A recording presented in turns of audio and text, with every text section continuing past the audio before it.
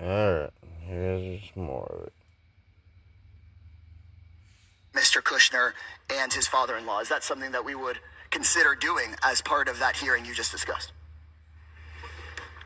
What was the question? If we are serious about looking into foreign money, I saw recently a poster board here about $100,000 to a car dealership. Are we going to be serious about the $2 billion from the Saudi government to Mr. Kushner? My question is, would we be at least subpoenaing Jared's correspondence with the Saudi government and his firm's financial records? Can we commit to doing that? I think it's important to see if there were real legitimate businesses. And if there was let me ask you a question. What business was Hunter Biden in? We heard explicitly from Mr. Biden. We heard explicitly from Mr. Biden about his extensive business record and his experience on boards. We heard about that. Time's Mr. expired. Kushner, on the other hand. Chair now recognizes Mr. Fallon for 5 minutes. Mr. Chair, That's a before I start my questions, I'd like to enter into the record, submit to the record an article from the Kyiv Post. And then the second article from the Kyiv Post entitled Prosecutor General Shokin Resigns, and it's updated. I get another Without objection to order. Thank you, Mr. Chairman. I sat in on the entire 7+ hour deposition that Hunter Biden gave to this committee. And one of the things that stood out to me was his assertions with a rather braggadocious flair of his business experience and his acumen and his impeccable qualifications. He claimed with quite some vigor, I might add, that he was a brilliant, accomplished, and highly sought-after business commodity. He's very successful, and he had an unparalleled resume that he recited to us chapter and verse to prove it. That was at least the face his lawyers, this administration, and the House Democrats wanted him to wear.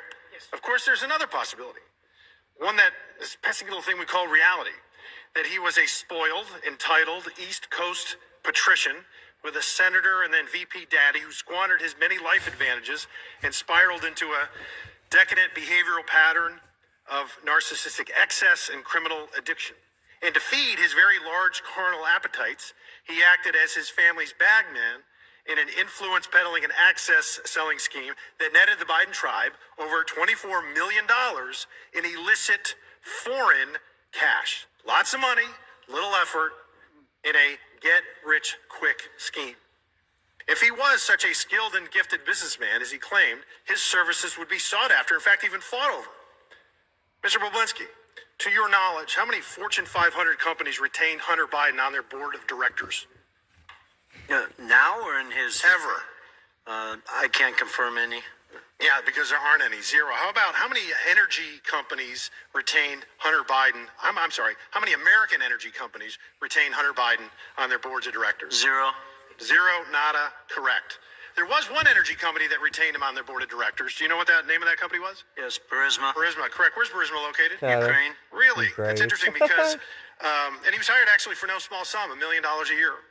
Hunter Biden said in his deposition he could bring, and Mr. Chairman, I apologize for laughing, but he said his corporate governance to the table. He brought something far more valuable than his corporate governance. He brought his, in his fictitious business acumen, he brought his daddy with him. You see, Joe Biden just happened to have been given the country of Ukraine in his portfolio of responsibility to oversee by the Obama administration. So let's go over some facts, Mr. Chairman. Fact, Burisma and CEO Mykola Zlochevsky had been investigated for corruption. Fact, in September 2015, then U.S. Ambassador to Ukraine, Jeffrey Pyatt, specifically mentioned Burisma as a corrupt entity. Fact, Burisma was paying the son of the vice president of these United States $1 million a year to serve on their board. Fact, December 2015, Joe Biden visits Ukraine, demands Viktor Shokin, the prosecutor general of Ukraine, who's investigating Burisma, his son's boss, be fired. Fact, February 2nd, 2016, Kyiv Post reports Viktor Shokin won a court order to seize assets of Burisma CEO Mykola Zlochevsky. 2 weeks later, fact, Shokin resigns.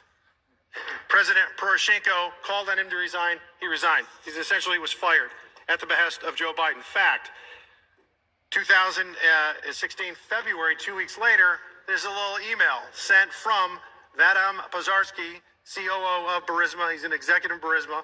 And to Hunter Biden, asking him, hey, Hunter, will you help us out? We want to get the embassy in the U.S. Embassy in Ukraine to say that we're a good company. Now, The ambassador just said they were corrupt a few months prior to that. And then, lo and behold, with the seal of the United States Embassy, they say that we have no negative information or feelings about Burisma. So what changed in those 6 months? It was magic. The power of the vice president's visit when he demands that his son's boss, the prosecutor who's investigating his son's boss, be fired. And he's going to withhold $1 billion worth of aid. Actually, I think loan guarantees. If Shokin's not fired. And then Shokin is fired.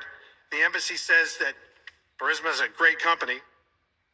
Our Democratic colleagues would have us believe, Mr. Chairman, that was all magic, that there's no coincidence here. And with that, I yield the balance of my time to Mr. Jordan. All right. Sorry they won't let me upload longer videos. I gotta put them in sections, but that's just the way it goes sometimes. Scroll up for more. We'll have more here in just a second.